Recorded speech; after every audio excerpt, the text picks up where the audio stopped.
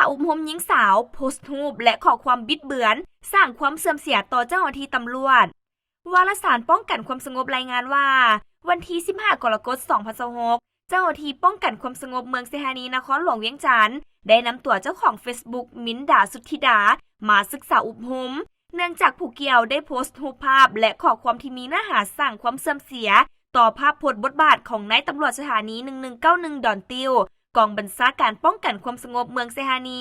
ในขณะปฏิบัติหน้าที่วีซ่าเฉพาะปกปักรักษาความเป็นระเบียบเรียบร้อยของสังคมและป้องกันทรัพย์สินของประชาชนผ่านสื่อสังคมออนไลน์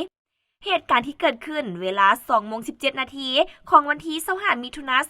2026เจ้าหน้าที่ตำรวจสถานี1191ดอนติวได้เคลื่อนไหวเวียกงานวีซ่าเฉพาะออกกวดการลาดตระเวนตามเส้นทาง13ไต้หาเส้นทางเลขที่10เขตบ้านอุดมผลได้เห็นห้านหลังหนึ่งที่อัดประตูม้วนบ่แจบและมีรถจักรรถใหญ่จอดอยู่บริเวณนั้นหลายคันทางเจ้าหน้าที่ตำรวจ1191จึงได้แสดงตัวเข้ากวดการความเป็นระเบียบเรียบร้อยอยู่สถานที่ดังกล่าวแต่บ่มีเหตุการณ์ผิดปกติและได้ถอนกำลังไปกวดการลาดตระเวนอยู่จุดอื่นตามหลักการวีซ่าเฉพาะมาฮอดเวลาประมาณ 9 โมงเช้าของวันเดียวกันวันที่25 มิถุนายน 2026ได้มีผู้ใช้ Facebook ส่วนตัวชื่อมิ้นดาสุทธิดาโพสต์คลิปพร้อมใส่หัวข้อว่าเวลา 2:17 นาทีไอ้ตำรวจมากวดการอย่างน้อมงนี้บ่รับบ่นอนบ่อยากรู้เหตุผลว่าเรามากวดหยังเห็นกล้องแล้วหนีตำรวจแท้หรือตำรวจปลอมข่อยอยากรู้จุดประสงค์เรามาอย่างมงนี้ตำรวจแต่งภายหลังที่ถูกโพสต์ลงสื่อออนไลน์ได้สร้างกระแสวิพากษ์วิจารณ์จากสังคมไปในทางที่บ่ดีสร้างความเสื่อมเสียต่อภาพพจน์บทบาทของกำลังป้องกันความสงบก็คือเจ้าหน้าที่ตำรวจดังกล่าวเห็นว่าการกระทำของนางมิ้นดาสุทธิดาแม่นผิดต่อประมวลกฎหมายอาญาปี 2017 ในมาตรา